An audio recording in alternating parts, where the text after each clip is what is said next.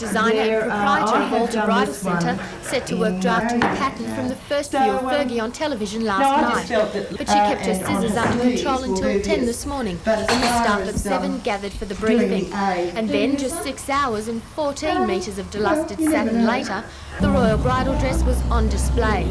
This copy doesn't have the elaborate and personal beading that featured on the real dress, but it's a near-perfect copy in every other way. Bella estimates that the Duchess's dress would have cost more than $15,000 to make from specially bred silk. A Newcastle girl can walk down the aisle in this copy for under $1,000.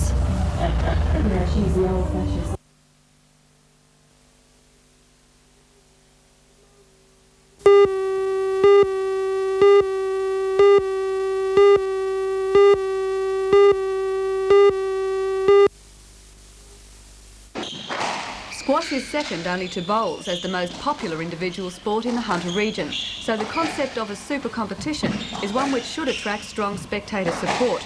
The brainchild of State Rep player John Carroll and Australian over-40s champion Bob Pratt, Super Squash has also attracted TUIs as a major sponsor, an Australian first for an ongoing squash competition. Super Squash starts on the 5th of August and will run for 14 weeks. The city's best players and a Central Coast squad have been hand-picked to form 8 teams of 3 players. According to Simon Whittaker of the Newcastle Squash Rackets Association, the competition has been organised to give athletes the chance to play squash at a high level of competition. It's been organised to provide the opportunity for our local squash players to play at a higher standard and to give our junior players the opportunity to play at the top standard of squash in Newcastle. How much interest is there? Well, we feel there's a lot of interest in squash in Newcastle. We've got some 10,000 people playing competitive squash on a weekly basis.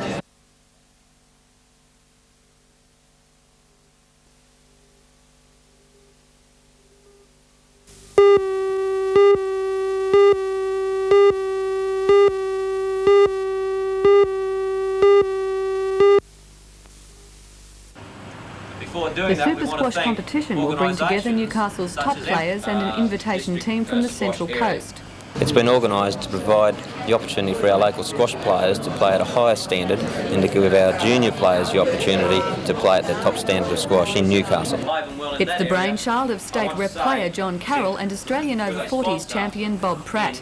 At last night's launching, TUIs announced that it will sponsor the competition, which will be played over 14 weeks starting on the 5th of next month.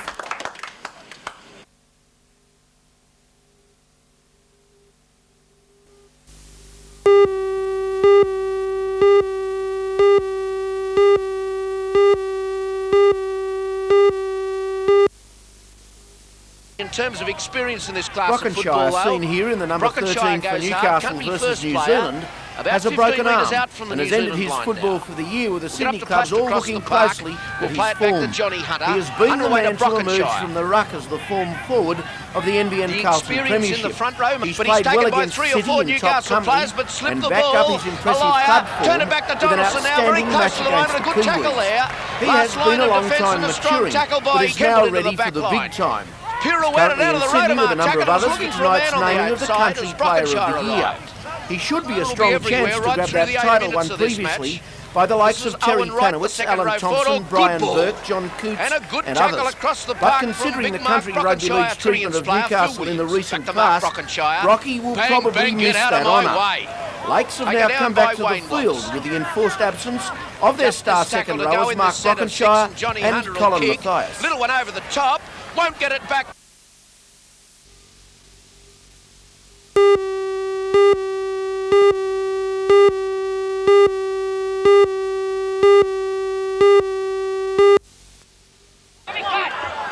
Although Canberra City came to Newcastle today lowly placed at 10th on the table, local soccer players and officials didn't expect them to be a pushover. They produced good form last week to beat St George 3-1, while United on the other hand were poor against Sydney Olympic. Add that to the keen rivalry between the two teams and the match promised to be a close encounter.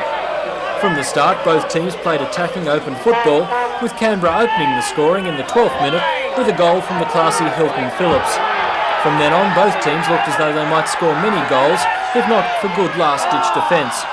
With 2 minutes to go, the score was 2-2, with locals John Macquarie and Cianingham scoring ours, and Canberra's Peruvian international Augusto Palacios scoring their second.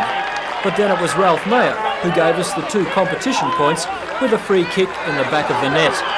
United have a bye next week, then it's 6 matches, 4 of them at home, to the semis.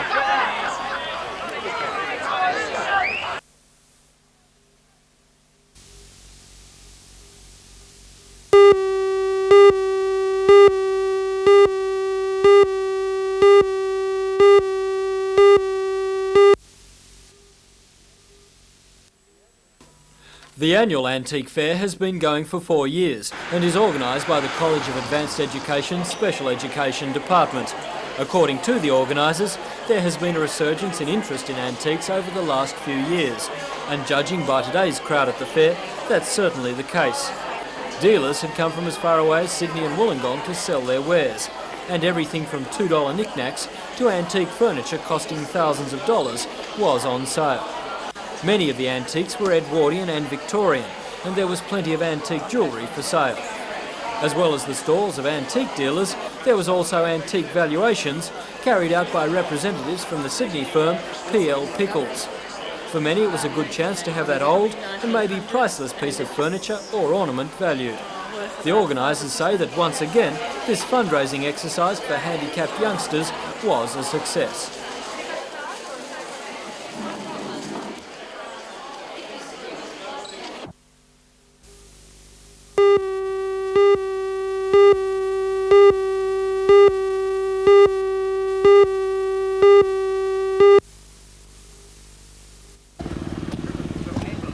According to police, the time of the accident was early this morning.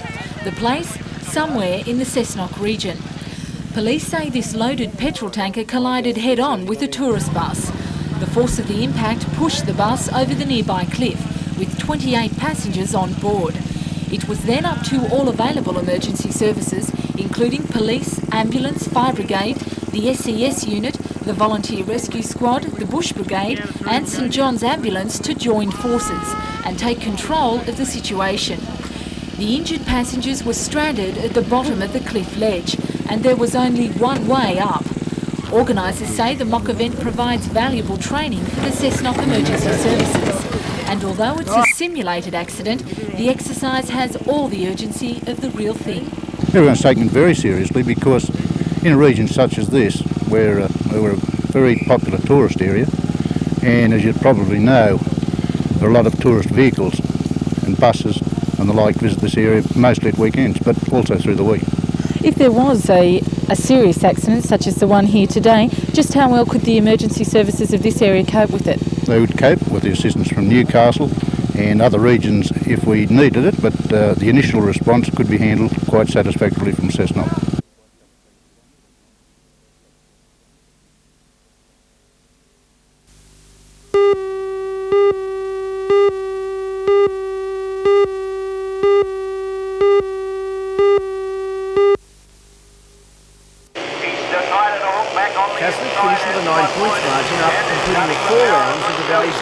Championship. It was a day, of course, for skill, with the slippery conditions making things very difficult. Second place to Raymond Terrace rider David Gladys, with teammate Jay Foreman missed 2 rounds, tying for third, with defending champion Chris Watson, who was overseas. The Coca-Cola Junior title went to Justin Pryor, from Tony Colley and Chris Howell, all local riders. Parramatta sidecar specialist Steve Burtis took the NIV title with a 4-point margin from Mayfield's Mark Eaton, with Ipswich Dennis Liebke in third place. First 3 will go through to the final.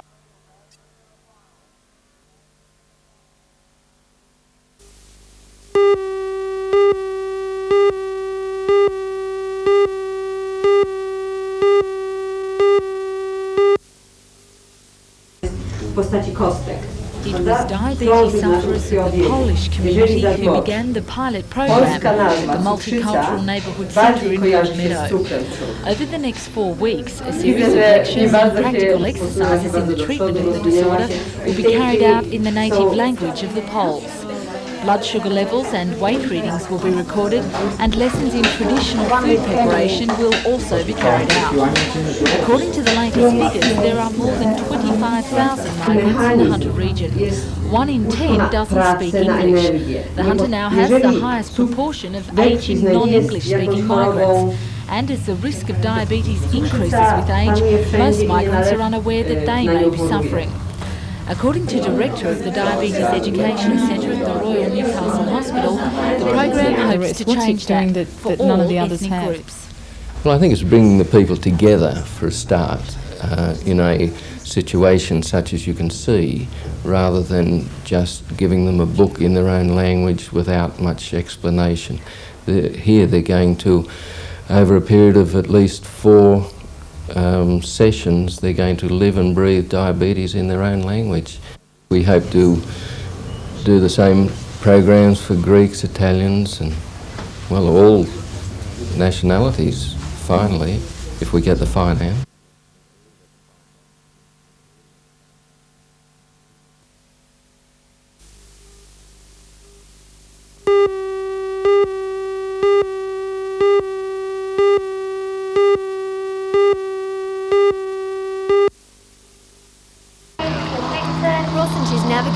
Yacht hope to complete the Around Australia trip in their diminutive Daihatsu in 3 weeks. If they achieve that while averaging a fuel economy of 6 litres per 100 kilometres, that's 50 miles per gallon for those not yet metricated, they'll gain entry into the Guinness Book of Records for the smallest car and camper to achieve such a feat. They expect a few problems along the way. Their main worry will be avoiding the road trains on the single-lane highways across the top of Australia. This car, Ross says, could disappear in the holes they make. And despite spending up to 12 hours on the road together each day, boredom should not be a problem. I've done the rally from London to Sydney before, plus I've done the Around Australia rally as well, and probably will talk what most guys talk about. What's that? Girls and fuel economy, and not in that order, Ross confessed off camera. The pair had a leisurely day's drive ahead of them, aiming to make Kempsey tonight. Leaving Newcastle, however, for one embarrassing moment, seemed like it might be a problem.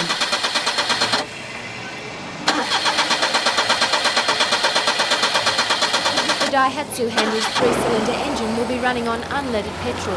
This, coupled with the requirement to travel at the posted road speeds, will present Ross with a challenge different to those he's used to tackling. It's certainly a lot less pressure, although there is a fair bit of pressure to make sure that we're driving the car correctly to get the fuel economy that we're hoping to get out of it. Although we're not going to drive the motor car like the normal guy that's trying to get a fuel economy test, we've still got to maintain a reasonable speed and sit on the speed limit.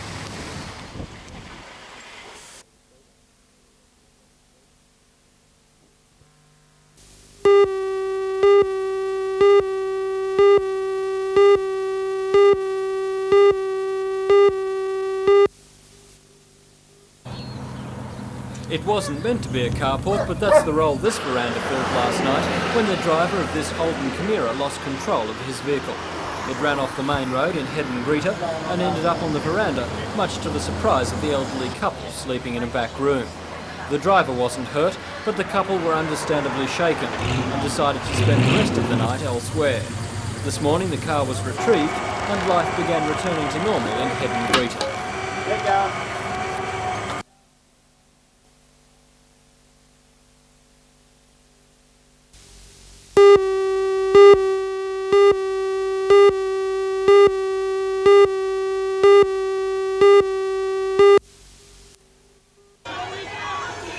Not since the Vietnam War days has Maitland seen such a demonstration. The placard-waving textile workers spanned the length of High Street, and their message was clear.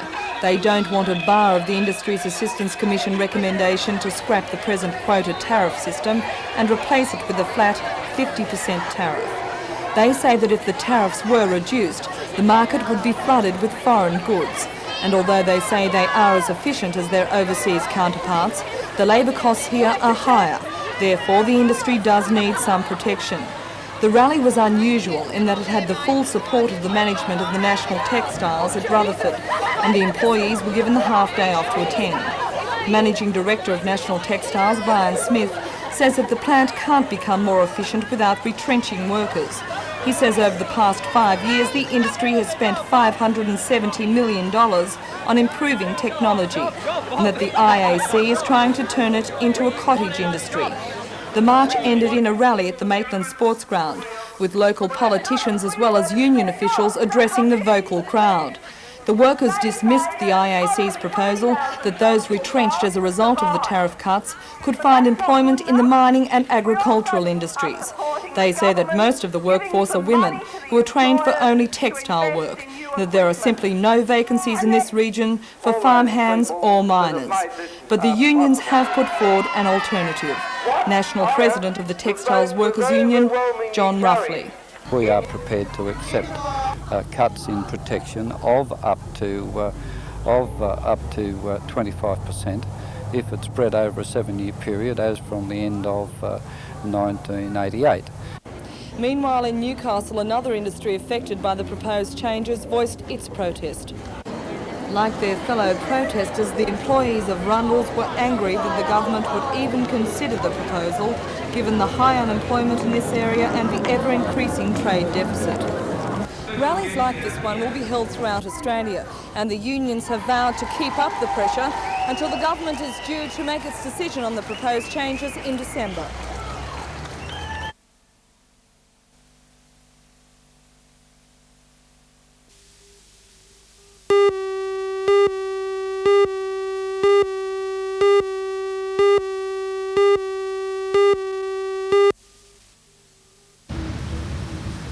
The Regional Museum is one of the city's major bicentennial projects, and with the grand opening planned for mid-1988, final plans for the 9 exhibitions are now being decided on.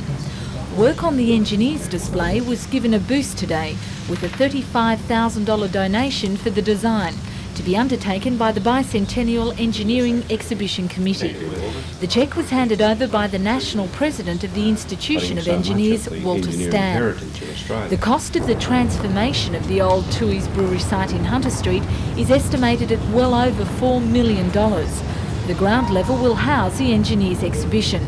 According to Acting Director of the Regional Museum, Richard Morgan, the display will trace the contribution of engineering professions in the region from convict days to the present. Well, there'll be a number of major themes, one of them being coal, the other one being the development of the port of Newcastle. But of course, interwoven with that are all the fascinating stories about miners themselves, about other engineering manufacture, and the whole gambit of engineering that, of course, has occurred here in the Hunter region. When completed, the museum will be a focal point for the city of Newcastle, keeping the region's heritage alive for the future. I think a great attraction not only for the regional population, but also I think a great attraction for tourism. So now it's just a matter of cleaning out the cobwebs and sweeping a few floors.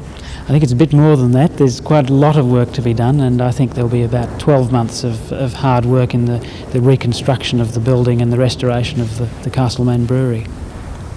Great. Good. Thank you.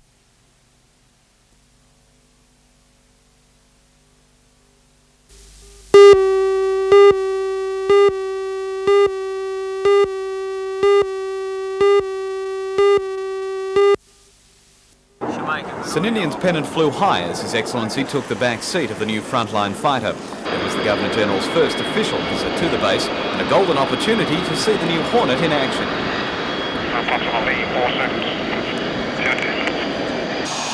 After the 15-minute flight and firmly back on the ground, St Indian was full of praise for the aircraft. From 1,000 straight up vertical. And then he had me, in fact, what I'd call looping the loop. Ah, yes. Which was very exciting. Great aircraft. And pilot Brian Robinson was equally full of praise for St Indian's flying ability when he took the controls of the fighter. He's obviously a natural. Does he get his wings? Oh, well, I don't award him, but if he wants me to, I will, yeah. Today also marked the retirement of Mirage A390 from 77 Squadron, the first Mirage here at Williamtown to be replaced by the new FA-18 Hornets. The fighter was piloted for the last time by Commanding Officer of 77 Squadron, Wing Commander Roger Wilson, who 18 years before took delivery of the same Mirage from Avalon in Victoria.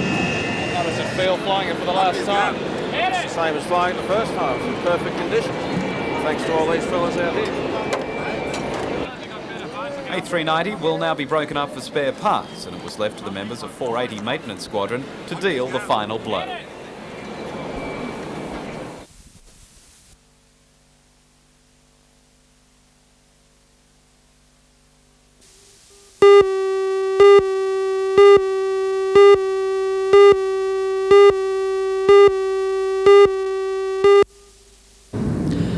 About 11 o'clock this morning, the Iron Pacific glided into Newcastle, a huge ship which is the newest addition to BHP's fleet. It's 315 metres long, 55 metres wide, and is set to break all the coal export records in this port. It already has 90,000 tonnes of coal loaded in Port Kembla and will be topping up here in Newcastle to more than 170,000 tonnes of coal.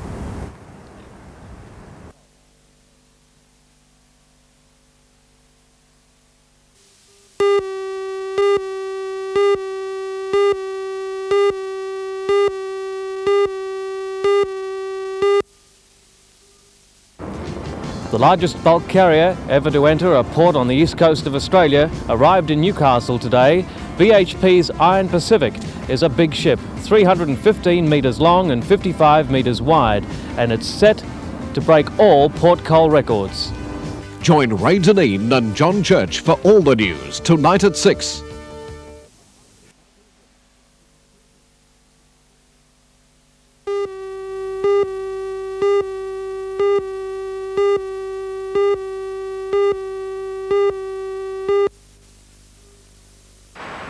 It was a colourful procession as 20 boats from the Royal Motor Yacht Club at Broken Bay and Pittwater glided through Swansea Heads on their way into the lake.